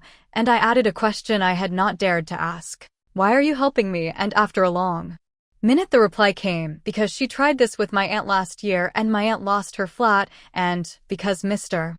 Godfrey fixed my shed lock in the rain, and because your face in the bank looked like my mother's when they wrote vulnerable on her file." I went to the back door and looked at the shed and remembered Martin patching the roof with the wrong nails, because he never minded if things looked rough as long as they held. And I told myself that holding is sometimes more important than looking good. And I walked back through the house and checked the places where papers live, and I made sure that every document that mattered had a copy elsewhere, and that any original that had been touched without permission existed now in scans good enough that no one could pretend the content had been lost. And then I wrote a letter to myself in the notebook that said, "If they say you are being difficult, remember the day your card came addressed to care of someone else." At dusk, Daniel returned alone with a paper bag from the fish shop and a softer face, and he stood on the step and said, "Mum, can I come in to talk?" And because I have always believed that people deserve a chance to step back from the edge they have walked toward, I let him into the hall, and we stood there like 2 people in a museum who are not sure whether to speak. And he said, "Alina says you are turning everyone against us, and that Godfrey is meddling." And I said, "Alina used my card at the cash machine and arranged a valuation of my home without asking, and tried to set up a care top-up with herself as sponsor, and had keys cut in my name." And he said, "That's not how she told it." And I said, "Then perhaps she will tell it differently when she sees the stills and the receipts and the video." And he said, "Mum, we were trying to keep you safe." And I said, "By moving my money and my post." And he said, "People will say you're ungrateful." And I said, "People say many things when they are not the ones whose name is on the deeds." And then he put the paper bag on the hall table and said, "At least eat." And he went, and the hall felt wider when the door closed, because sometimes space returns when a person leaves. The next morning, Mr. Patel called to say that the High Street firm had responded with a short email withdrawing, and then, 10 minutes later, another email asking to confirm that I would still attend at 4, which told me that someone there was not in charge of their left hand. And he said it might be wise to use the scheduled time to make a point somewhere public, and I said that there would be a family dinner on Sunday, which Alina had already announced as a planning meeting, and he said that people tend to be careless with their faces at tables, and I said that I had never much liked theatrics, but that I understood the value of facts presented where they cannot be denied. And he said that if I wanted a notary present, he could arrange one to witness any statements made, and I said I would think on it. At noon the doorbell rang, and a courier handed me a thin packet from the office of the public guardian acknowledging receipt of my revocation of power of attorney and confirming that any existing instruments in my name were to be treated as revoked pending further checks, and the letter included a line in dry language that pleased me more than it should have, stating that any party acting in reliance on a document after reasonable notice should be considered on risk for any consequences, and I placed the letter in a clear sleeve and put it with the stack for Sunday because dry language carries weight if you lift it at the right time. In the afternoon, I went to the post office and asked the clerk to check whether any mail redirection had been set up, and she looked at her screen and then at me and then back at her screen, and she said there had been a temporary hold placed on my address for consolidation and that the hold had been canceled yesterday, and she printed the entry and I added it to the stack and thanked her, and as I turned I heard the woman behind me in the queue whisper to her friend that it was a shame about me and that she'd heard I was moving to Maple Street, and I turned and said in a voice that carried without a shout that I was not moving anywhere and that my house was not for sale, and she flushed and said she must have got the wrong end of a stick, and I said, "There has been a lot of stick about," and left it at that. At 5, when the light goes thin and people begin to close curtains, my sister Ruth called from a number I had half expected to see and half hoped never to, and she started with an apology so well practiced it sounded like a recital. And she said she had done a land registry search at Daniel's request because he had told her I was thinking of selling and she wanted to make sure I wasn't being cheated on price. And I said, "Were you going to tell me?" And she said, "Eventually." And then she admitted that when the search came back, she felt sick and put the copy in an envelope without a return address because she did not want Alina to know she had sent it. And I said, "Why are you telling me this now?" And she said, "Because Alina called me this morning and hinted that if we wanted to keep things civil, it would help if I didn't encourage you to be stubborn." And I said, "Thank you for the hint." And she said she would come down on Sunday if I wanted her there. And I told her to come if she had the guts to sit and hear everything, and she said she did, and I said, "Then bring your reading glasses, because there will be documents." I set the table for one and ate the fish Daniel had left, because being principled is easier if you are not also lightheaded. And I washed the plate and put it in the rack the way Robert always insisted we do, because he had been raised in a house where washing up was a sign of respect for the food you had just eaten. And I went into the spare room to check that my files were in order for tomorrow's visit to Mr. Patel where we would plan Sunday, and I reached into the drawer for the small folder with Martin's letter to me from the year we signed our first will because I liked to have it near when I was doing anything serious. And my fingers met the back of the drawer where the folder should have been, and I took out the drawer and put it on the bed and reached into the gap and found nothing but dust, and for a moment the house seemed to tilt although I knew it was standing perfectly square. And I went to the hall and checked the peg where I keep the spare keys to the cabinet, and the peg was empty, and I stood very still and listened to the small sounds a house makes when it is not yet asleep. And then from the kitchen I heard the quiet scrape of the back door as it settled after having been moved by air that was not strong enough to move it, and when I stepped into the hall I saw a sheet of paper lying on the mat where no letter had been a minute before, folded twice and held closed with a strip of clear tape that had been hurriedly torn, and in the top corner, written in a hand I knew as well as my own, were the words, "You are making a mistake." And the rest of the page showed a photocopy of my will with a new last page stapled behind the original and my signature lifted and set under clauses I had never read. The weeks leading up to the confrontation felt like I was living two separate lives. In one, I was still the invisible old woman, riding buses with my shopping bags, keeping my head down, pretending to be defeated so that Victoria would not sense the storm building beneath the surface. In the other, I was quietly gathering proof with Harrison's guidance, collecting every letter, every bank notice, every discrepancy that showed the shape of her fraud. He warned me to be patient, to let her make the next move, because greed always left footprints. The turning point came when Harrison suggested that we prepare for a confrontation not in the sterile atmosphere of a courtroom, but in the full light of family and community, where masks could no longer hold. He explained that Roberts will had stipulations my daughter had overlooked, requirements for public accounting at the time of any property sale, obligations to heirs beyond Victoria. He proposed we allow her to reach the final stage of her plan, then bring everything to a halt in front of witnesses who mattered to her. That suggestion both terrified and excited me. For weeks, I had carried the weight of being humiliated in private, at the grocery store, at the church, in my own former dining room. The thought of returning that humiliation to her, not with pettiness, but with facts, was the only thing that kept me steady through the long nights at the motel. The opportunity came sooner than I expected. Victoria and Kevin announced that they would be hosting a dinner at the house, a kind of celebration before downsizing the family estate. The invitations went out to relatives, church acquaintances, neighbors. They described it as a farewell gathering, as if selling the house was a noble sacrifice.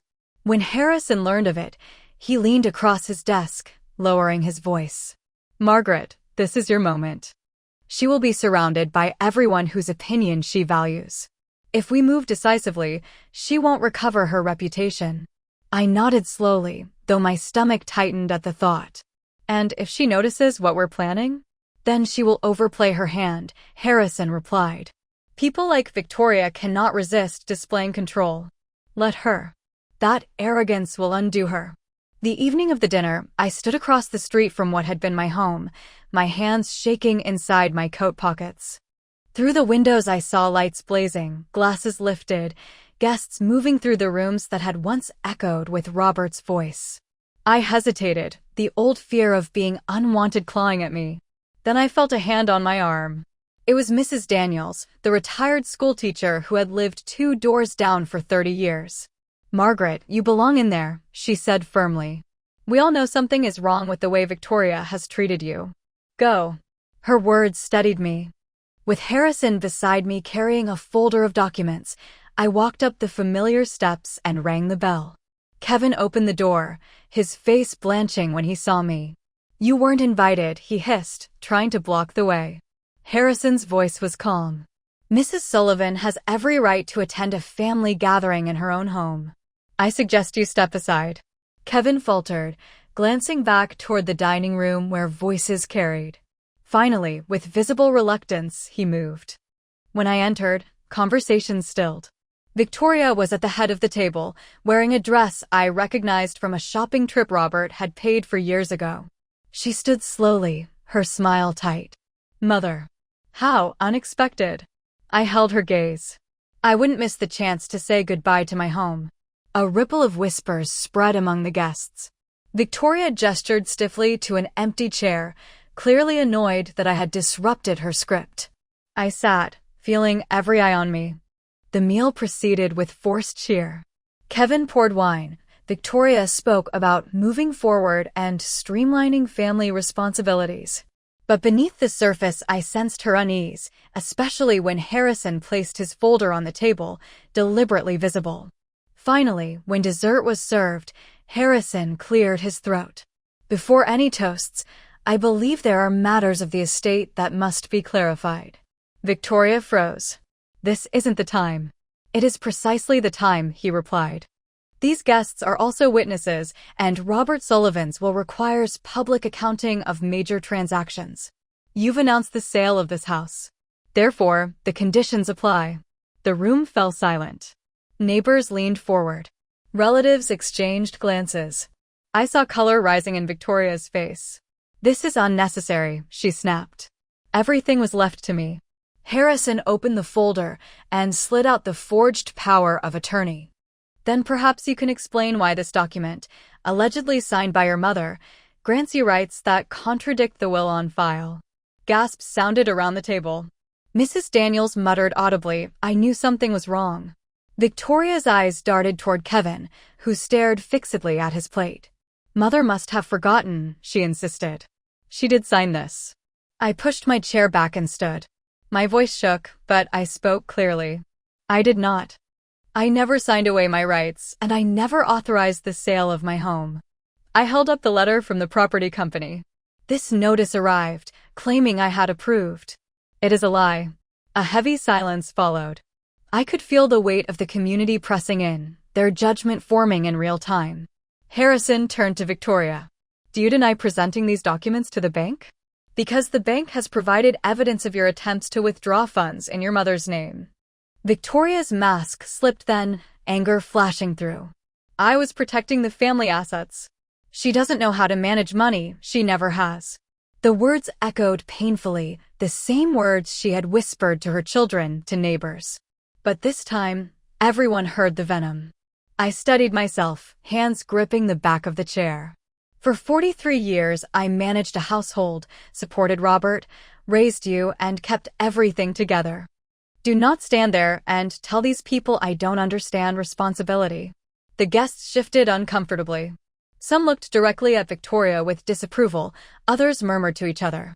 And then came the final blow. Harrison withdrew a small envelope. Mrs. Sullivan, a clerk from the notary's office, delivered this to me yesterday. It appears someone else witnessed the attempt to fabricate these documents. Victoria's head snapped up, her expression panicked. From the corner of the room, a voice spoke quietly. I did. All eyes turned. It was Kevin's younger brother, Daniel, who had been sitting silently near the door all evening. He rose, avoiding Victoria's glare. I was with Kevin when Victoria asked a friend of his to produce a stamp and forge Margaret's signature. I didn't know what to do at the time. But I can't stay quiet anymore. The air in the room shifted instantly. Victoria's face drained of color. Kevin whispered harshly, Daniel, shut up. But Daniel's voice grew stronger. No, everyone should know. She said Margaret was old, that nobody would believe her, that by the time anyone noticed the money would be gone. The silence that followed was absolute. Neighbors stared in open shock. Relatives whispered furiously. I saw my grandchildren's faces, pale with confusion and shame. Victoria swayed as if struck. She looked around, searching for support, but found only disapproving eyes. Mother, you can't do this to me, she whispered, her voice breaking for the first time. I met her gaze steadily. You did this to yourself. And in that moment, when the truth hung heavy in the air, I knew everything had changed. The last sound before the room erupted was the sharp crack of a glass shattering in Victoria's trembling hand. The paper on the mat with the stapled last page and the message about my mistake stayed where it had fallen until I put on my glasses and read it 3 times without moving.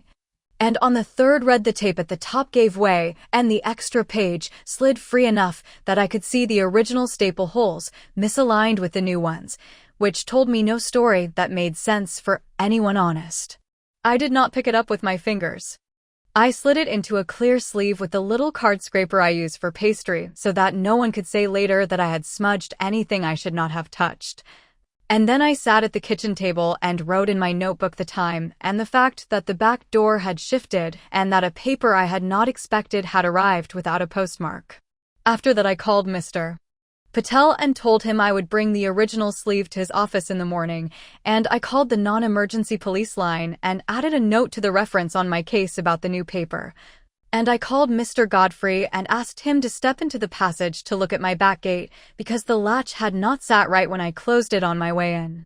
He came with his torch, found the scrape where a screwdriver had worried that would buy the hinge, and told me he would tighten the screws now rather than later, because later is when people hope to find you tired, and I thanked him and locked the front door.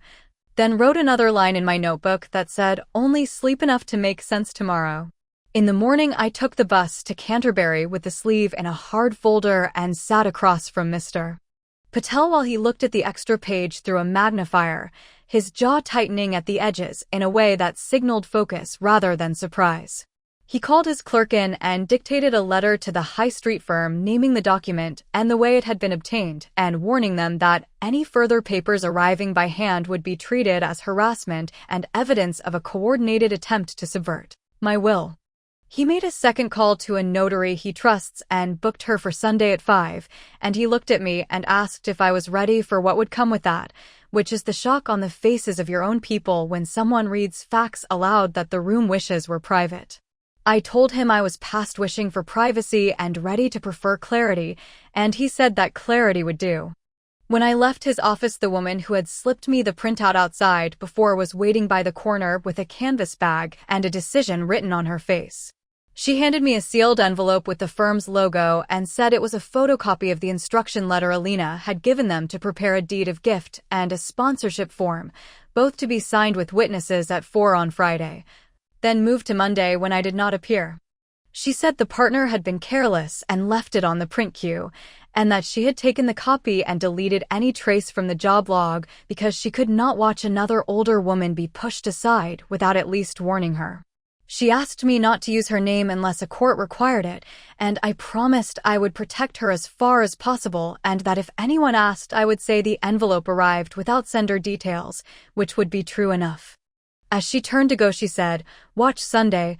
She'll try to turn the family against you with a performance about concern," and I smiled because I had seen enough concern presented to me as a favor to fill a small notebook of its own.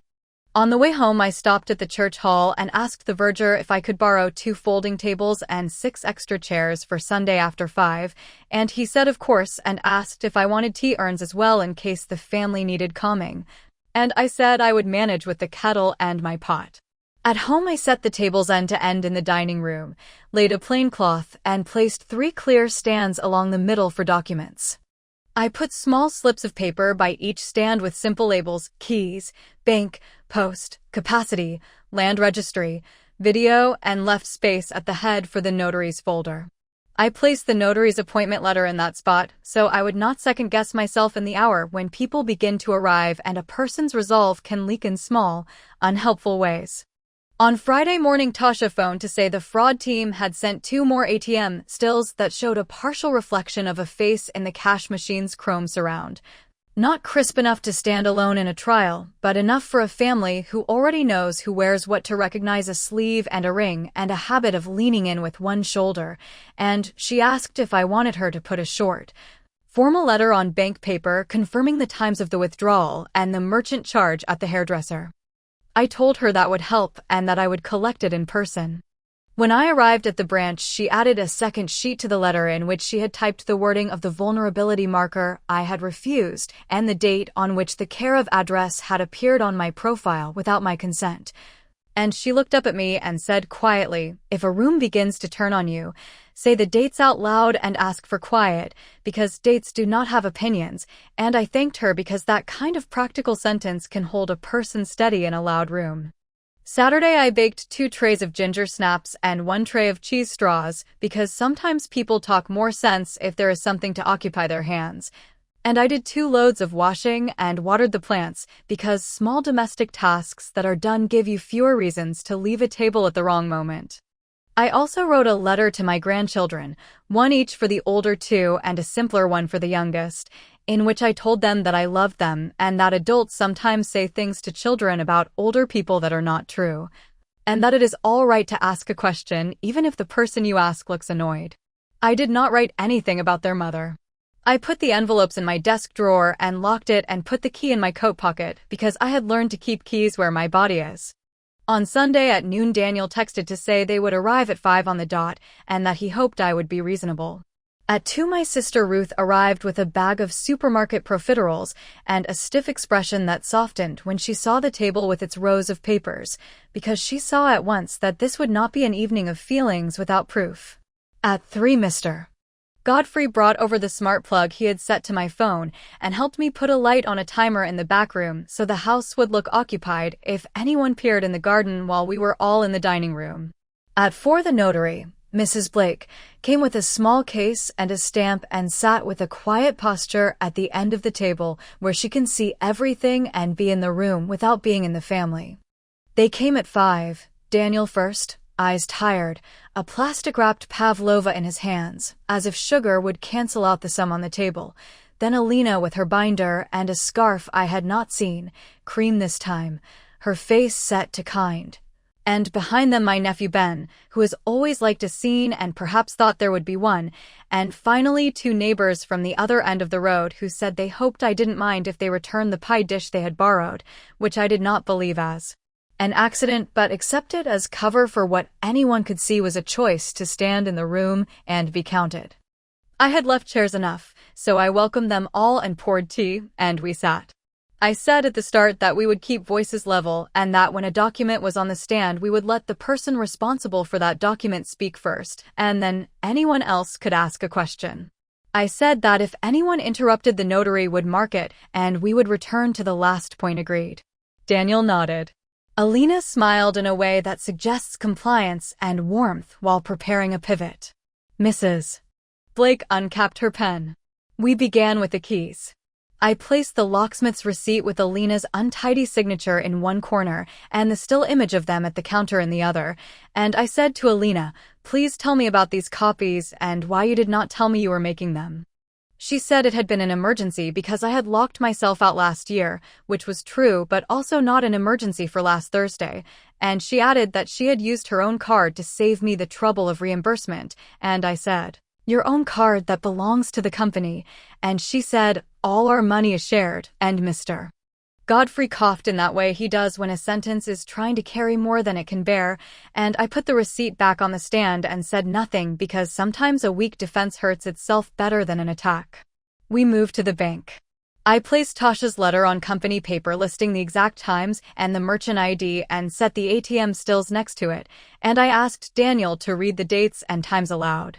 He did, his voice steady until he reached the hairdresser charge, and his eyes flicked to Alina's fringe, which had been neatened that same morning, and he swallowed and continued. I did not ask him to explain anything. I let the room work on him because you cannot force a man to see what is in front of him if he is not ready, and you cannot stop him seeing it when he is.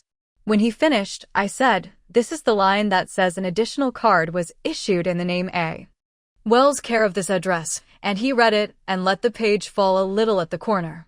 Alina said, "Many families do this," and I said, "Many families ask first," and Ruth said from her chair near the radiator, "Many families do not send letters to older sisters with notes saying keep out of this," and Alina flashed her a look that would have silenced a less stubborn woman, which my sister is not.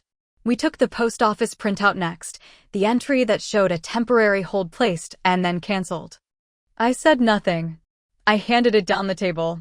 Mrs. Blake made a small mark on her pad every time a paper was handled, and this small sound seemed to help keep the room from sliding into what it would have slid into 10 years ago when Martin and I were still there to make peace and give up a bit for quiet.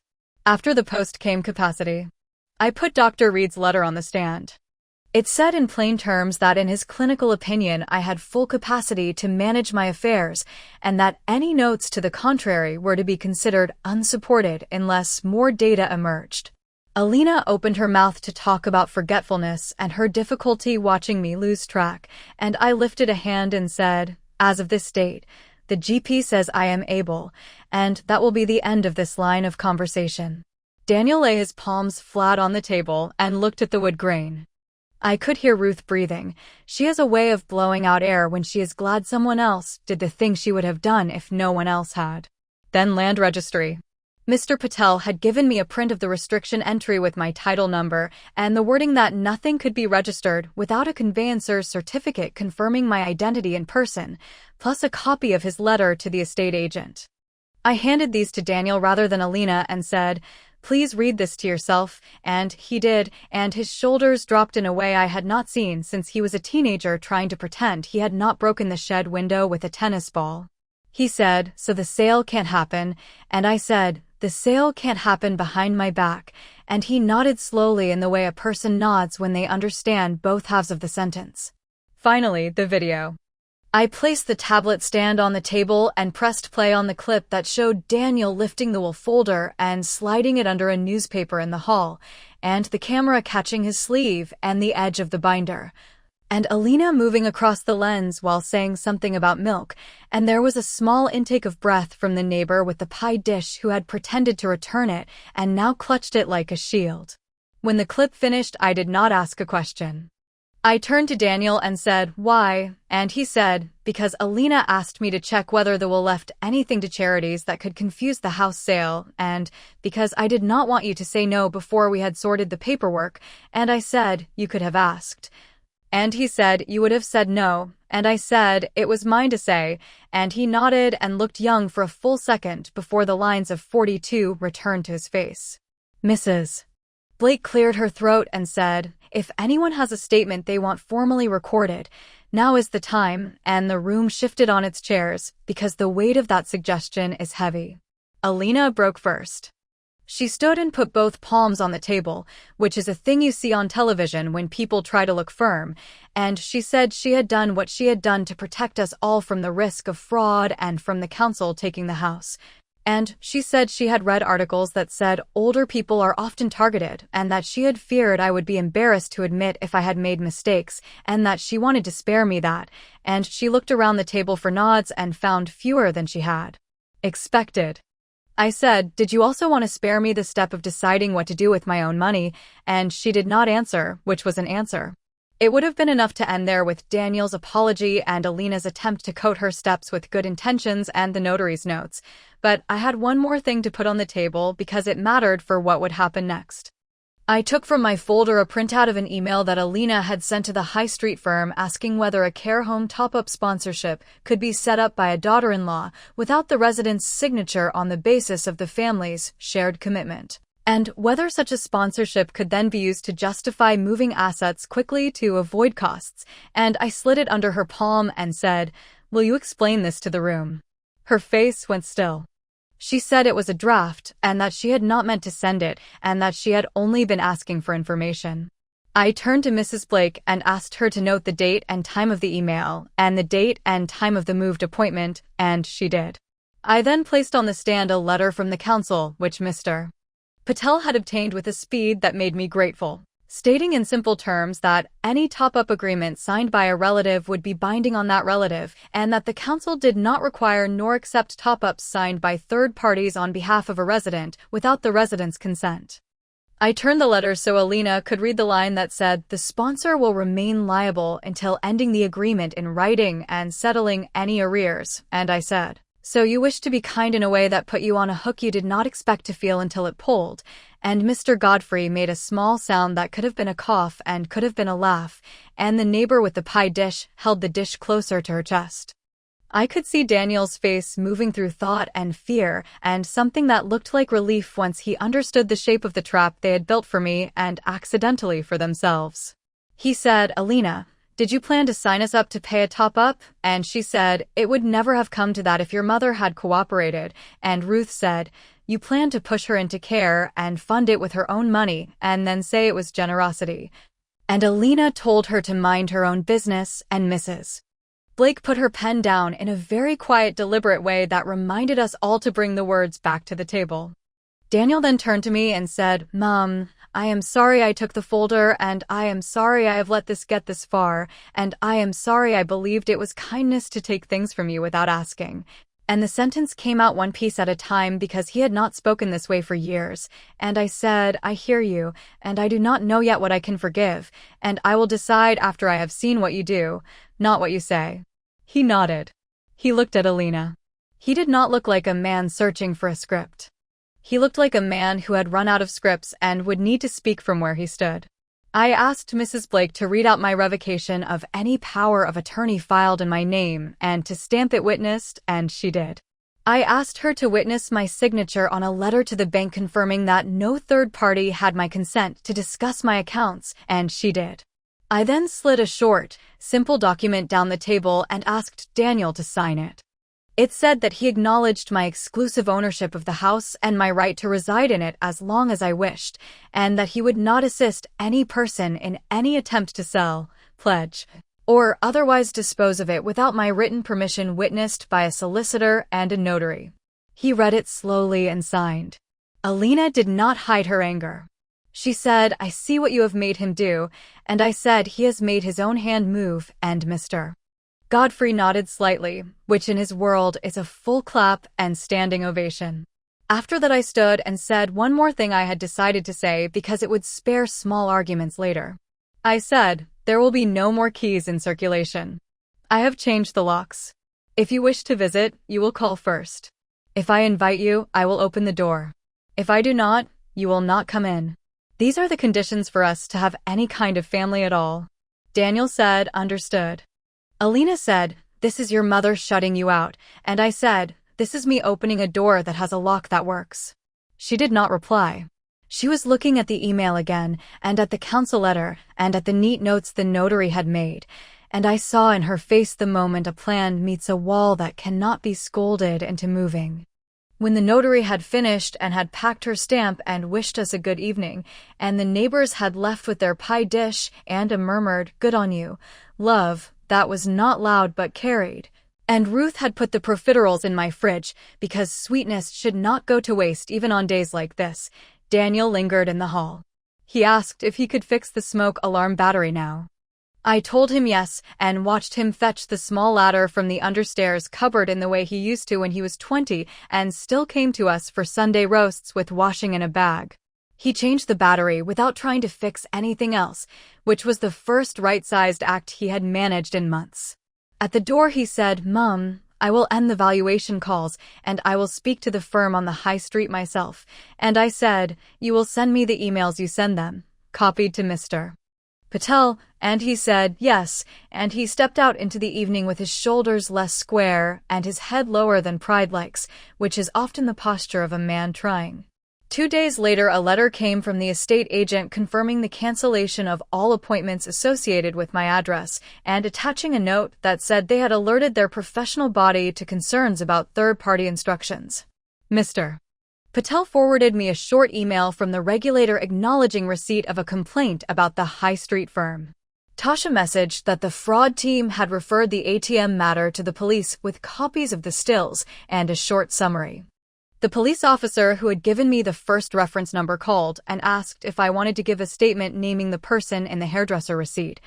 And I said I would provide a statement and that I wished to be very clear that my priority was to prevent further misuse. And he said that in many cases a warning interview with a named person is enough to stop repeat behavior and that he would keep me informed. Alina sent one message to me, a careful paragraph about misunderstandings and her continued availability to help with meal plans and medication boxes, and I replied that I required her not to contact my bank, my GP, my solicitor, or any public office on my behalf, and that if she wished to visit, she should request a time by text and wait for confirmation. She did not reply. I learned through the street that she had told 1 or 2 people that I had been influenced by busybodies, and those people told me and then apologized for telling me. And I said it was better to know what words were out there so that I could hold my head at the correct angle when I passed their windows.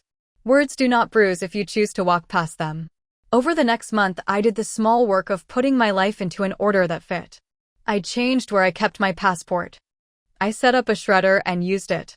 I registered with Property Alert so emails would arrive if anyone tried to raise a charge or lodge a transfer. I put my bills on direct debit with my own confirmation at the bank and asked Tasha to set text alerts for anything over a reasonable amount. I wrote to the school to invite my grandchildren for tea every other Saturday so that they would have a standing plan that did not rely on anyone else's calendar. I asked Ruth to meet me once a week for a walk along the seafront, and we talked about our mother and the ways we had both copied and avoided her habits.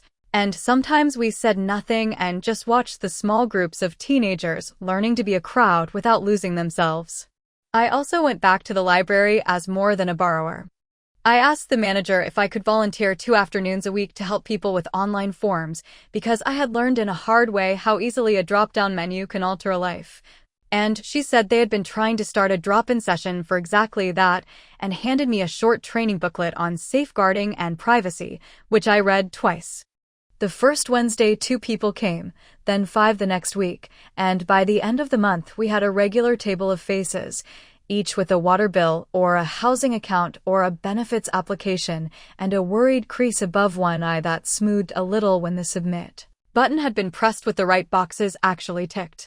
It felt like using the muscles I had built in the last weeks for something other than defending my own small square of ground. There were consequences for Daniel and Alina that did not come from me. The bank closed the additional card and put a notation on Alina's customer profile that meant a second branch would need to authorize any future linked cards in the same category. The high street firm emailed me, not through Alina, to apologize for any distress caused by provisional inquiries and confirmed that they had closed their file. Mr. Patel told me without relish that the partner had been called in by the firm's risk committee because my complaint included specific details like timestamps and names that could not be shrugged off. The police officer called to say that he had conducted a voluntary interview with Alina at which he cautioned her about unauthorized use of a bank card and warned that any further transaction would be charged, and that while no prosecution would follow at this time, the record of the interview would remain. Daniel changed the locks on the little storage unit he uses for his business and had his business card taken off the van because he said it made people think the company was bigger than it is and the expectations were too high. I did not comment. I thought perhaps the first honest sentence spoken out loud to himself in a while was worth more than any lecture he would not hear. We did not drift into a story where everything was forgiven and family meals became simple. But on the second Saturday, the children came with a bag of board games, and we played at the dining table without the clear stands, and when their mother arrived to collect them, she stood in the hall and said, "Thank you for the biscuits," and looked past me into the house without stepping over the threshold, and I took that as a change of weather in the smallest way and did not overread it. On the third Saturday, she did not come in either, but texted me an hour later to ask whether a form for the school trip looked correct, and I wrote back yes, and that she should keep a copy of the consent page. And the next day she sent a photograph of a packed lunch with a note that said Lucas was proud of his own sandwich making, which was nothing to do with anything here, but also all of it, and I answered with a thumbs up because sometimes any more is too much. On a morning in early spring, I walked past the locksmith and he waved me in and said he had installed a new camera that gets faces better because people think their hats will save them from being seen, and he asked if things had settled at my house. And I said the doors shut and open when I asked them to, and he said that is all a person can require, and I agreed. I no longer crossed the street when I saw the estate agent. The young trainee who had stood in my path that day avoided my eye the first time, and then the second time lifted his chin a bit and said, "Good afternoon," and I said, "Good afternoon," and we left it like that. Mr. Godfrey cut his hedge for the first time in a year and left the clippings on my bed of bulbs so they would stop the weeds. I made him a sandwich and we ate it on the step, and he told me that he had been a little scared for me at the start and that he was glad to see I had made my own weather. He does not say big things often. I folded that sentence up and put it in the drawer in my mind where real compliments live. In April, I went with Ruth to the registrar to witness her updating her own will because she wanted to put in plain words the way she intended her flat to pass to her daughters, and after the registrar stamped the pages, Ruth turned to me and said, "You could have left this to Mr. Patel, but you insisted on sitting in the room and understanding," and I said, "I am done letting rooms happen without me." And we bought 2 sausage rolls from the bakery and ate them on a bench while a small boy tried to get his scooter to go faster than the hillside would allow. When I think of the beginning of this, I do not think first of the insult at the restaurant or the envelope addressed to me care of someone who thought I should be grateful, though those were useful to wake me. I think of the single key in the wrong pocket and the extra staple holes and the edge of a sleeve in a frame and the quiet lady at the bank who slid me a sticky note without risking her job more than she could bear. And I think of a retired postman who knows when a van on a quiet street means something it is not saying. I think of how ordinary all the evidence was and how powerful it became when lined up on a table in date order with a notary stamp and a willingness to let silence do some of the work. A week ago, Daniel came by with a small metal sign he had made at the workshop of a client. Nothing grand, just the number of my house in a clear font on a tidy plate that will not rust quickly. He asked where I wanted it, and I said I would like to see it from the pavement when I come home so that I can feel the small satisfaction of being the person who lives here. And he fixed it with care and wiped the brick dust from the paintwork and did not ask for thanks, so I said simply thank you, and he said you're welcome, and stood smiling at it with me like people do who have put something correct in the right place and needed only to look at it for a second to believe it would stay. As for meaning, I do not think in slogans. I think in choices and consequences and the names on envelopes and the dates on slips of paper. I think in the feel of a proper key in the hand that owns it and the relief of an alarm that beeps in the right way after a battery is replaced. I think in the smell of ginger snaps when the tray comes out of the oven and the way the kitchen feels safe when the back door sits flush in its frame. I think in a child's voice at the table asking if we can play the same game as last week because he almost won last time, and this week he will write down his points so no one misremembers. I think in the quiet at night that is not empty but earned. The day after we signed those papers at my table, I moved the baking tin back to its shelf and left it filled with only biscuits, because the oven is for heat and for food and not for hiding. And I stood on the step with a cup of tea that went cold while I thought about whether to paint the door in spring. I am not asking for much. I am asking for a house that opens when I want it to, a bank that rings me rather than a stranger, a family that understands the difference between help and control, and a life that fits in the hand I still have. If you were sitting here with me, I would pour you tea and ask you what made you first understand you needed to draw a line. Not because I enjoy the telling of trouble, but because lines, once drawn, can teach a person how to walk alongside them without stepping over.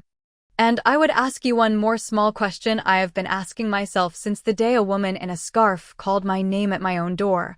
When the first quiet wrong thing happens in a room you know, how quickly will you name it?